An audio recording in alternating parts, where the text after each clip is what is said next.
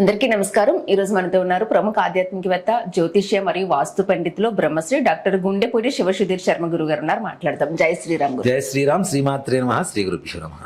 గురుగారు, ప్రతి ఇంట్లో కుబేరుడి అనుగ్రహం కలగాలంటే ఈ విధంగా మనం ఆయన్ని ప్రార్థించాలి. లక్ష్మీదేవి అనుగ్రహం ముఖ్యంగా మనం కుబేరుడు గురించి అంతకుముందు కథ చెప్పుకున్నాం ఒకటి కదా.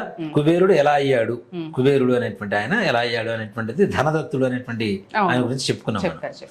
అయితే కుబేరుడు సినిమాల్లో చూపించినట్టుగా వికృతంగా ఉండండి అన్న. చాలా అందగాడు ఆయన, చాలా అందగాడు.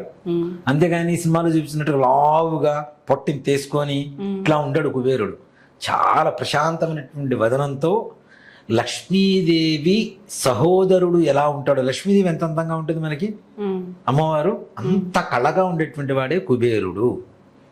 నవనిధులు అన్నిటికీ కూడాను ఆయన యజమాని, మొత్తానికి ధనం మొత్తానికి యజమాని. సాక్షాత్ కలియుగ దైవమైనటువంటి వెంకటేశ్వర స్వామి వారికి అప్పిచ్చేంత ధనం ఉందంటే సామాన్యం కాదుగా. ఎన్ని రోజులైనా ఆయన అప్పు అట్లానే ఉంటూనే ఉంది. ఇంకా పత్రం కూడా ఇప్పటికీ ఉంది. రాగి పత్రం మీద, రాగి రేకు మీద రాసుకున్నటువంటి కుబేరుడికి రాసిచ్చినటువంటి అగ్రిమెంట్ ఏదైతే ఉందో ఆ పత్రం ఇప్పటికీ తిరుమల తిరుపతి దేవస్థానంలో భద్రపరిచి ఉంటారు. రోజు స్వామి వారికి లెక్క చెప్తారట. వెంకటేశ్వర స్వామి వారికి, స్వామి ఇంత డబ్బులు వచ్చినాయి, ఇంత బంగారం వచ్చిందని చెప్పి రాత్రి ఏకాంత సేవలు తప్పనిసరిగా లెక్క అప్ప చెప్పిన తర్వాతనే హుండీ కలెక్షన్ మొత్తం క్లోజ్ చేస్తారు. ప్రతిరోజు ప్రతి నిత్యం స్వామి వారికి లెక్క చెప్తారు. ఈ లెక్కంతా ఏం చేస్తాడు ఈయన, కుబేరుడికి ఇది ఇంత చెల్లేసుకో అని చెప్పి వెంకటేశ్వర స్వామి వారు చెబుతూ ఉంటారట కుబేరుడికి. కాబట్టి అంటే కుబేరుడు అంటే మనకి లక్ష్మీ ప్రసాదాన్ని కలుగు చేసేటువంటి వెంకటేశ్వర స్వామి వారు కూడా పిచ్చేంత ధనం కలిగినటువంటి వాడే కుబేరుడు. ఉత్తర దిశకి అధిపతి. అందుకనే మనం ఉత్తర దిశగా కాళ్ళు పెట్టి పడుకోవాలి, లేవగానే కుబేరుడిని చూస్తాము అనేటువంటిది మన హిందూ ధర్మం. సైన్స్ పరంగా చూసుకుంటూనేమో ఉత్తర దక్షిణ ధృవాలు పాస్ అవుతుంటాయి కాబట్టి ఈ ధృవాలు పాస్ అయ్యేటప్పుడు రక్త ప్రసరణ కరెక్ట్ గా ఉండడం కోసం మనకి ఉత్తరం వైపు కాళ్ళు పెట్టాలి. దక్షిణం వైపు కాళ్ళు పెడితే రివర్స్ లో పాస్ అవుతుంటాయి ధృవాలు. రివర్స్ లో పాస్ అవుతున్నప్పుడు బ్లడ్ సర్క్యులేషన్ డిస్టర్బ్ అయిపోయి మనిషి ప్రాణానికి హాని జరుగుతుంది అని చెప్పి మన శాస్త్రానికి సైన్స్ కరెక్ట్ గా రిలేటెడ్ అయి ఉంటుంది. సైన్స్ నే శాస్త్రంగా చెప్పారు మన వాళ్ళు. ఎంత గొప్ప సైన్స్ ఉంటుంది చూడండి. దక్షిణం వైపు కాళ్ళు పెట్టొద్దు, దక్షిణం వైపు కాళ్ళు పెట్టొద్దు అంటే ధృవాలు పాస్ అవుతాయి, వాటి వల్ల బ్లడ్ సర్క్యులేషన్ డిస్టర్బ్ అవుతుందన్న విషయాన్ని మన వాళ్ళు ఎన్ని వేల సంవత్సరాల క్రితం నేర్చుకొని తెలుసుకొని సైన్స్ వాస్తు అనేటువంటి పేరుతో పెట్టారు మనకి. మరి కదా. కాబట్టి అందుకని ఉత్తరం వైపు కాళ్ళు పెట్టి పడుకుంటే లేవగానే కుబేరుని చూస్తాం. అందులో మనకి ఏంటి, అష్టదిక్పాలకులు అని చెప్పి 8 మంది దిక్పాలకులు ఉంటారు. 8 దిక్కుల 8 మంది. మనకు తూర్పున ఇంద్రుడు, అట్లాగే ఆగ్నేయంలో అగ్ని, దక్షిణ వైపు యమస్థానం యమధర్మరాజు, వాయువ్యంలో వాయువు, నైరుతిలో నిరుతి పురుషుడు, పశ్చిమంలో వరుణుడు, అలాగే ఉత్తరం వైపు కుబేరుడు ఉంటాడు. దక్షిణం వైపు ఎవరం లేవగానే యమధర్మరాజును చూడాలని ఎవరం కోరుకోంగా కదా. అందుకని మనం దక్షిణం వైపు కిటికీలు కూడా తక్కువ ఉంటాయి నాన్న. దక్షిణ వైపు నుంచి వచ్చే గాలి కూడా మంచిది కాదు. నైరుతిలో అసలు ఎక్కడ మనకు మొత్తం క్లోజ్ ఉంటుంది చూడండి. నైరుతి దక్షిణ ఆ నైరుతిలోంచి వచ్చేటువంటి గాలి మంచిది కాదు అని చెప్పేది సైన్స్. ఈ సైన్స్ ని మన వాళ్ళు వాస్తు రూపంలో చెప్పారు. అక్కడి నుంచి వచ్చే గాలి ప్రాణహాని, అందుకని క్లోజ్ చేయండి. అక్కడ బరువు పెట్టండి. బరువు పెట్టాలంటే ఏంటి, క్లోజ్ చేయాలి. బరువు అంటే ఏంటి, డబ్బు పెట్టే చోట క్లోజ్ చేయాలి ఆటోమేటిక్ గా. క్లోజ్ చేసిన చోట ఏం చేస్తాం మనం, మొత్తం చుట్టూ పకడ్బందీగా పెట్టేస్తాం. అక్కడ డబ్బు పెట్టుకుంటాం కదా, రక్షణగా కూడా ఉంటుంది. అందులో ఇంకోటి ఏంటి, మనం ఇంట్లో బీరువా కూడా ఉత్తరం వైపుకి తిప్పి పెడతారు చాలా మంది. చాలా వరకు ఉత్తరం వైపు తిప్పి పెడతారు, అవునా. దీంతో పాటు కొంతమంది ఏం చేస్తారు అంటే దక్షిణం వైపు కూడా తిప్పి పెట్టొచ్చు అని చెప్తాం. ఎందువల్ల, కుబేరుడు ఆల్రెడీ బీరువాలో ఉన్నాడు కాబట్టి మనం కుబేరుడు చూడాలి ఓపెన్ చేయగానే. కొంతమంది ఏం చెప్తారు, ఉత్తరం వైపు తెరిచి ఉంటే కుబేరుడు లోపలికి ప్రవేశిస్తాడని చెప్పి కొంతమంది చెప్తారు. వీటిల్లో ముఖ్యంగా చెప్పాలంటే అతి ఎక్కువ మంది పాటించేటువంటి విషయం ఏంటంటే ఉత్తరం వైపు వాకిలి, మన బీరువా వాకిలి తెరిచేట్టుగా డోర్ ఓపెన్ చేసేట్టుగా పెట్టుకుంటాం. నిజంగా అది లక్ష్మీప్రదమైనటువంటి స్థానం. నైరుతిలో ధనస్థానం అని చెప్తూ ఉంటాం. అందుకని అక్కడే బీరువా పెడతాం, దాన్ని ఉత్తరం వైపుగా అనే తిప్పి పెడతాం. ఎందుకు అంటే కుబేరుడు లోపలికి ప్రవేశించడానికి అవకాశం ఇవ్వటం అని చెప్పడం. కుబేరుడు మన ఇంట్లో మన బీరువాలో ప్రశాంతంగా నివాసం చేయాలి. మనం అపర కుబేరులు అవ్వాలి. కుబేరుడి పరిపూర్ణమైనటువంటి అనుగ్రహం మనకు కలగాలి. కుబేరుడు అనుగ్రహం కలిగితే ఇక్కడ ఒక మాట చెప్పాలంటేనన్నా కేవలం ధనం ఒక్కటే కాదు, అష్టైశ్వర్యాలని చెప్తూ ఉంటాం. అష్టైశ్వర్యాలు చాలా రకాలు ఉన్నాయి. ఐశ్వర్యం అంటే ధనం ఒక్కటే కాదు, ఒకటే అనుకుంటా. డబ్బు ఒక్కటే కాదు, బంగారం ఒక్కటే కాదు, వెండి ఒక్కటే కాదు, ఇవేవి కాదు. వీటితో పాటుగా చాలా ఉంటాయి. ముఖ్యంగా మాట వినేటువంటి కుమారుడు, అనుకూలంగా ఉండేటువంటి భార్య, నమ్మకంగా ఉండేటువంటి పనివాళ్ళు, శుభ్రతను పాటించేటువంటి ఇంట్లో ఉండేటువంటి వ్యక్తులు, ఆరోగ్యం, ధనం, బంగారం, ఇలా తీసుకుంటే 8 రకాల ఐశ్వర్యాలే అష్టైశ్వర్యం. ఇవన్నీ కలిపితేనే కదా అష్టైశ్వర్యాలు. కుబేరుణ్ణి పూజిస్తే అష్టైశ్వర్య ప్రాప్తి కలుగుతుంది. ముఖ్యంగా ఎలా పూజించాలి గురువు? నాన్న, కుబేరుడు ఫోటో ఇంట్లో ఉండొచ్చు నాన్న. చాలా మంది మొన్నటిదాకా ఉండకూడదు అని చెప్పి చాలా మంది చెప్తున్నారు. అలాంటిది లేదు. కుబేరుడు ఫోటో ఇంట్లో ఉండవచ్చు. చక్కగా బీరువాలో అయినా సరే చిన్న స్టిక్కర్ అంటించుకోండి చక్కగా. చాలా మంది ఏం చేస్తామంటే, మనం ఇంట్లో బంగారం పెట్టేసిన తర్వాత దాన్ని ఓపెన్ చేస్తే ఎక్కడ ఏమవుతుందో అని చెప్పి మనం చాలా వరకు ఓపెన్ చేయం. కానీ ఇప్పుడు బంగారం కింద పడితే కాలు తగిలితే ఒప్పుకోగలుగుతాం. మనం కాళ్ళకి తీసుకుని కళ్ళకి అద్దుకుంటాం. అంటే లక్ష్మీదేవి కదా, మరి లక్ష్మీదేవిని బీరువాలో పెట్టి తాళం వేస్తే ఎట్లా? ఆమెకు కూడా నిత్యం ధూపం దీపం నైవేద్యం ఏదో ఒకటి ఉండాలిగా. అవునా? అందుకనే శాస్త్రంలో కూడాను మనకి ఏం చెప్తారు అంటే, ధూపం మినహా పూజ అప్రశస్తం అంటారు. ధూపం లేనటువంటి పూజ లేదు. సూపం మినహా భోజనం అప్రశస్తం. పప్పు లేనటువంటి భోజనం వేస్ట్. ధూపం లేని పూజ, పప్పు లేని భోజనం. మీరు బ్రాహ్మణ కదా, పప్పు అంటే ఇష్టం అనుకోండి. పప్పు అనేది చాలా బలమైనటువంటి ఆహారం, ప్రోటీన్ ఎక్కువగా ఉంటుంది దాంట్లో. కాబట్టి ధూపం తప్పనిసరిగా ఇంట్లో ఉన్నటువంటి బీరువాకి ఎటువంటి పరిస్థితుల్లో వైశ్యాసు మారబాడీస్ చూడండి అన్న, తప్పనిసరిగా బీరువాలో నిత్యం అగరబత్తి తీసుకెళ్లి తిప్పుతారు. మిగిలిన వాళ్ళు కొంతమంది చేయరు, కానీ ఆ బంగారం పెట్టుకునేందుకే కదా మనం. కానీ మళ్ళీ కొనటానికి మాత్రం ఎక్కువ డబ్బులు పెట్టాలి, కింద పడితేనో వాడిని కళ్ళకత్తుకోవాలి, ఇవన్నీ చేస్తూనే ఉంటారు. ఇంట్లో ఉన్న లక్ష్మీదేవిని, కుబేర రూపంలో ఉన్నటువంటి బంగారాన్ని, డబ్బుని మనం పూజించకపోతే అది అట్లానే బూజు పట్టుకుపోతుంది. మనకు వచ్చేటువంటి ధనం కూడా రాకుండానే పోతుంది. నిజంగా చెప్పాలి అంటే, చిన్న అగరబత్తి తీసుకొని, అగరబత్తి తీసుకున్నప్పుడు చిన్న మంత్రం, మనకి మన కుబేర గాయత్రి మంత్రం అని ఒక మంత్రం ఉంటుంది నాన్న. ఇప్పుడు మనకి మంత్రపుష్పం చెబుతుంటారు మనకి దేవాలయాల్లో. రాజాధిరాజాయ ప్రసహ్య సాహినే నమో వయం వై శ్రవణాయ కుర్మహే సమే కామాన్ కామకామాయ మహ్యం కామేశ్వరో వై శ్రవణో దదాతు. ఇది కుబేర మంత్రం. అంటే మంత్రపుష్పం ఎందుకు చెబుతారు? మంత్రపుష్పంలో ఈ మంత్రాలు ఎందుకు వస్తాయి అంటే, అందరికీ కుబేరుడు అనుగ్రహం కలగాలని చెప్పడం ఒక భాగం పూజలో కూడా. అలాగే మంత్రం అందరికీ చెప్పాలంటే కష్టం అవుతుంది. కుబేర గాయత్రి, చిన్న గాయత్రి మంత్రం. ఇప్పుడు రుద్రగాయత్రి అంటే తత్పురుషాగ్నే మహాదేవాయ ధీమహి తన్నో రుద్ర ప్రచోదయాత్ రుద్రగాయత్రి. ఆంజనేయ గాయత్రి ఆంజనేయాయ వాయుపుత్రాయ ధీమహి తన్నో హనుమత్ ప్రచోదయాత్, ఇది హనుమత్ గాయత్రి. అట్లానే కుబేర గాయత్రి అని ఒకటి ఉంటుంది. ఈ జీవన కాలంలో బాగా ప్రాచుర్యంలోకి వచ్చింది. కానీ ఆ మంత్రాన్ని మనం 21 సారి కనుక జపించి, ధూపం మన ఇంటి బీరువాలో ఎక్కడైతే మనం డబ్బులు పెట్టుకుంటామో లేదా బంగారం పెట్టుకుంటామో అట్లాంటి చోట కనుక ధూపం వేయగలిగితే 100% మనం కూడా అపర కుబేరులు అవ్వడం అనేది ఖాయం నాన్న. అందరూ అవ్వాలనే మన కోరిక, మన సంకల్పం కూడా అదే తప్పనిసరిగా. ఆ మంత్రం కూడా చిన్న మంత్రమే.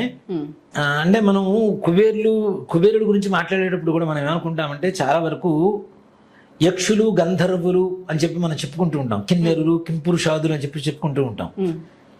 ఈయన కూడా యక్షుడే. ఎవరు? మన కుబేరుడు కూడా యక్షుడే. అందుకని ఆయన ఆరాధన కానీ ఆయన ఉపాసన కానీ చాలా ఈజీ నాన్న. యక్షులు చాలా తొందరగా ఉపాసన చేసుకోవచ్చు, మనం సొంతం చేసుకోవచ్చు. యక్షుల్ని, గంధర్వుల్ని, కిన్నెరుల్ని, కింపురుషాదుల్ని చాలా తొందరగా మనం వశం చేసుకోవచ్చు వాళ్ళని. అంటే ఏదో పెద్ద కష్టపడి లక్షల జపాలు చేయాలి, సంవత్సరాల పాటు జపం చేయాలి, ఇంత తపన పడాల్సినంత అవసరం ఉండదు. నిత్యం వాళ్ళకి టచ్లో ఉంటే చాలు తప్పనిసరిగా. కొంతమంది అయితే నాన్న, అంటే ఇప్పుడు మనం చూస్తూ ఉంటాం, ఎక్కడో పెట్టిన వస్తువుని టక్కన చేతిలో తీసుకొచ్చి పెడుతూ ఉంటారు. ఎక్కడో పెట్టిన వస్తువు. మా గురుగారు ఉండేవారు, అద్దంక కృష్ణమూర్తి గారు అని, చూసుకోవచ్చు.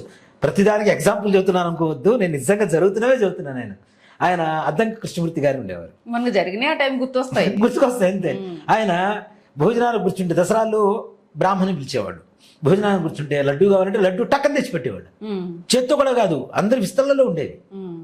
ఎలా ఇది యక్ష విద్య, కిన్నెర విద్య, కింపురుషాది విద్యలు, గంధర్వ విద్యలు అంటారు వీటిని. వీళ్ళని గంధర్వ విద్యలు, యక్ష విద్యలు అంటారు. యక్ష విద్యలు అంటే లక్ష్మీదేవి కూడా యక్షిణీ స్వరూపంలో అమ్మవారిని పూజ చేయవచ్చు, వశం చేసుకోవచ్చు. మనం ఒకసారి యక్షిణీ దేవతల్ని జపం చేసి సంపూర్ణంగా ఒక దీక్షతో ఒక 45 రోజులు జపం చేసి వశం చేసుకుంటే ప్రపంచంలో ఏది ఎక్కడ ఉన్నా మనం తెచ్చిపెట్టుకోగలిగినటువంటి శక్తిని యక్షిణీ దేవతలు ఇస్తారు. కాకపోతే జాగ్రత్తగా చెయ్యాలి. అది కూడాను మరలా ఇంకోటి కూడా చెప్తున్నాను, దీని మీద ఆశపడి ఈ విద్యలు చేయడానికి మాత్రం ఎవరు పొరపాటున మాత్రం ముందుకు వెళ్ళి ప్రమాదంలో మునగవద్దు. దేనికంటే యక్షిణీ దేవతలు ఎలా ఉంటారు అంటే ఈ మధ్య కాలంలో చూస్తున్నాం చాలా మంది చాలా నెగిటివ్ గా పోర్ట్రేట్ చేస్తున్నారు. కానీ యక్షిణీ దేవతలు ఎలా ఉంటాయి అంటే చెప్తున్నానన్న, యక్షిణీ దేవతలు మనకి ప్రత్యక్షమైన తర్వాత మాతృస్వరూపంలో చూడాలి. ఎంత అందంగా ఉంటారు అంటే సమ్మోహన రూపం కలుగజేస్తారు. ఎలాంటి బ్రహ్మచారికైనా సరే వాడికి వెంటనే మనసు స్పందించేంత అందమైనటువంటి రూపంలో మనకు ప్రత్యక్షం అవుతారు. వాడు మనకి ప్రత్యక్షమైనప్పుడు మాతృ రూపంలో చూస్తావా, భార్య రూపంలో చూస్తావా, అక్కడ ఫిక్స్ అయిందే నీకు ఫిక్స్. కానీ కలియుగంలో ఎవరు మాతృ రూపంలో చూడగలిగేంత నిబద్ధతతో ఉన్నవాళ్ళు ఎవరూ లేరు అని చెప్తా. వన్స్ మోహించేటువంటి రూపంలో నువ్వు చూసావా, వేరే ఆడవాళ్ళ వైపు కన్నెత్తి చూసినా నువ్వు చస్తావు. అమ్మో, అంత పొస్సివినెస్ అంటాం కదా, రాక్షస పొస్సివినెస్ మాట చెప్పాలంటే క్రూయాలిటీ అంటే క్రూయాలిటీ, అంత క్రూయాలిటీ. ఇంకా ఆవిడకి ఈ భావనతో మనం చూసాము అంటే మాతృస్వరూపంగా చూస్తే ఏమీ ఉండదు నాన్న, చక్కగా మాతృస్వరూపంలో అనుగ్రహిస్తుంది మనకి. లేదు భార్య రూపంలో ఒక్కసారి నీ మనసులో ఊహ కలిగిందా, నీకు భార్యగానే ఉండిపోతుంది. నువ్వు వివాహం చేసుకోవడానికి అవకాశం లేదు, వేరే ఆడవాళ్ళని ముట్టుకోవడానికి కానీ చూడటానికి కానీ వేరే ఆలోచనతో వేరే ఆడవాళ్ళని చూడటానికి కూడా నీకు అవకాశం ఉండదు. ఉన్నదా నువ్వు చచ్చిపోతావు. యక్షిణీ దేవతలంటే అంత డేంజర్ కూడా. కాబట్టి అట్లాంటి వాటికి లేనిపోంది ముందుకు వెళ్ళి సాహసం చేసి వాటి వల్ల మీరు దెబ్బతింటం అనేది మాత్రం చెయ్యకండి. అలా దెబ్బతిన్న వాళ్ళు చాలా మంది ఉన్నారు. దాంట్లో కూడా నాకు ఎక్స్పీరియన్స్ జనాలు నా కళ్ళ ముందు ఉన్నారు. తెలిసిన వాడే ఉన్నాడు ఒకడు, అలా చేసి పెళ్లి చేసుకున్నాడు. వాడు లేదు, వాడు పెళ్ళాము లేదు. మళ్ళీ పెద్ద పెద్ద వాళ్ళకి పురోహితులుగా చేసాడు వాడు. అంటే ఇవన్నీ ఎక్స్పీరియన్స్ నాన్న, కళ్ళ ముందు కనపడుతున్న ఎక్స్పీరియన్స్లు ఇవన్నీ. ఏం చేస్తారు కదా. కాబట్టి అట్లాంటి వాటి ఉన్నాయి. ఉన్నవి ఎందుకు అంటే మంచి కోసం జరగడం కోసం. మాతృస్వరూపంగా భావన ఎవరు ఈ రోజుల్లో శాస్త్రంలో ఉంటుంది నాన్న, కాంతకి కనకానికి దాసులు కాని వాళ్ళు లేరు అని. ప్రపంచంలో ఉన్నది అదే. మా బావగారు వాళ్ళ నాయనమ్మ గారు చెప్పేవాడు, కాంతానికి కనకానికి దాసులు కాని వాళ్ళు లేరురా అనేది మా చిన్నప్పుడు. సో కాబట్టి అట్లాంటి లేనిపోని ప్రయత్నాలు చేసి ఇది అవ్వకండి. యక్షుడు కుబేరుడు కాబట్టి చక్కగా పూజ చేసుకోవచ్చు. నిత్యం 21 మంత్రాన్ని చదువుకుంటూ అగరబత్తి తీసుకెళ్ళి చక్కగా స్వామివారికి ఆ లోపల ఉండేటువంటి బంగారు రూపం కావచ్చు, లేదు మీరు ఫోటో పెట్టుకుంటే ఫోటో కావచ్చు, అక్కడ చక్కగా రోజు పూజ చేసుకోవచ్చు. లేదు కుబేరుడు ఫోటో ఇంట్లో పెట్టుకున్నారు, దాని ముందు కాసులు పెట్టండి. 1 రూపీ 2 రూపీస్ కాయిన్స్ ఉంటాయి, కాయిన్స్ పెట్టి దాని మీద రోజు కొద్ది కుంకుమ వేయండి, అగరబత్తి చూపించండి, చిన్న బెల్లం ముక్క నివేదన పెట్టండి, రోజు చక్కగా కుంకుమ బొట్టు పెట్టుకోండి. ఆ పూజ చేసేటప్పుడు కుబేరుడు అష్టోత్తరం ఉంది, అష్టోత్తరం చేస్తారా అష్టోత్తరం చేయండి, లేదా కుబేర గాయత్రి మంత్రం చదువుకుంటూ చక్కగా చేసుకోండి. యక్షరాజాయ విద్మహే వైశ్రవణాయ ధీమహి తన్నో కుబేర ప్రచోదయాత్. ఇదే మంత్రం నాన్న. ఈ మంత్రాన్ని 21 చదువుకుంటూ ధూపం వేయండి. మీరు కూడా అపర కుబేరులుగా అవుతూ ఉండాలి. మాలాంటి వాళ్ళందరినీ కూడా చల్లగా చూస్తూ ఉండాలి. మీరు కూడా చల్లగా ఉండాలి. చాలా అద్భుతంగా చెప్పారు. కొన్ని తెలియని విషయాలను ఎన్నో చెప్తున్నారు గురుగారు ఈ మధ్య కాలంలో. అంటే ప్రతి విషయం పట్ల ఒక అవగాహన ఉండాలి, అగు జాగ్రత్తలు తీసుకుంటాం. జై శ్రీరామ్. జై శ్రీరామ్. శ్రీమాత్రే నమః. శ్రీ గురుభ్యో నమః. మళ్ళీ చెప్తున్నాను, ఇంకొక ఛానల్లో ఇంకొక నెంబర్లో ఇవి ఎక్కడా దొరకవు మీకు అందుబాటులో. సుధీర్ శర్మ ఇంకెక్కడ ఉండడు. ఎవరన్నా నా పేరు చెప్పి మోసం చేయాలి అనుకుంటే అది మోసం తప్పితే వేరే ఆలోచన కాదు, వేరే మాకు ఏ రకమైనటువంటి సంబంధం లేదు. అది గోకర్ణ యాత్ర కావచ్చు, రాజశ్యామల అమ్మవారి లాకెట్టు కావచ్చు, వారాహి అమ్మవారి లాకెట్టు కావచ్చు, తాయెత్తు కావచ్చు, నాతో అపాయింట్మెంట్స్ కావచ్చు, నాతో కార్స్ కావచ్చు, మరే ఇతర పరమైనటువంటి వ్యవహారాలు ఏవైనా సరే సుధీర్ శర్మతో మాట్లాడాలి, సుధీర్ శర్మతో కాంటాక్ట్ అవ్వాలి, సుధీర్ శర్మ దగ్గర నుంచి వస్తువులు ఏమైనా తీసుకోవాలి, దేవతలకు సంబంధించినటువంటి వస్తువులు అంటే ఒక్కటే నెంబర్ 8143666818. ఈ నెంబర్కి తప్పించి మిగిలిన నెంబర్కి మీరు అపాయింట్మెంట్ తీసుకున్నా నేను మాట్లాడను, డబ్బులు వేసినా నాకు సంబంధం లేదు. ఏదైనా వాళ్ళు వస్తువులు పంపించినా నాకు దగ్గర నుంచి వచ్చినటువంటి వస్తువులు అయితే కావు, నేను తయారు చేసినటువంటి వస్తువులు అంతకంటే కావు. దయచేసి గమనించండి. ఈ యొక్క విషయాన్ని మాత్రం నెప్తికి పెట్టుకోండి. వేరే నెంబర్స్కి ఫోన్లు చేసి మోసపోకండి. మోసపోయిన తర్వాత మళ్ళీ నా పేరు బయట బదనాం చేస్తే నేను చేయగలిగింది కూడా ఏమీ లేదు. నిర్మోహమాటంగా చెప్తున్నాను, నిస్సంకోచంగా చెప్తున్నాను. ఈ మాటను గమనించండి. చాలామంది నా పేరు చెప్పుకుంటూ ఉన్నారు. ఇప్పుడు చెట్టు పేరు చెప్పుకుని కాయలమ్ముకునే రకాలు చాలామంది ఉంటారు. దయచేసి ఎవ్వరి మాట నమ్మకండి. ఈ నెంబర్కు మాత్రమే ఫోన్ చేయండి. ఈ నెంబర్ ద్వారా మాత్రమే నేను ఇచ్చేటువంటి వస్తువులు ఏవైతే ఉంటాయో అవి మీకు అందుబాటులోకి వస్తాయి. దయచేసి గమనించండి. పదే ఫోన్లు చేయకండి. ఆ నెంబర్కి వాట్సాప్లో మెసేజ్ చేయండి. మీకు కావాల్సిన వివరాలన్నీ కూడా సవివరంగా అందించబడితే తద్వారా మీరు తప్పనిసరిగా తీసుకుంటారా లేదా అనేది మీ అభిప్రాయాన్ని బట్టి ఉంటుంది.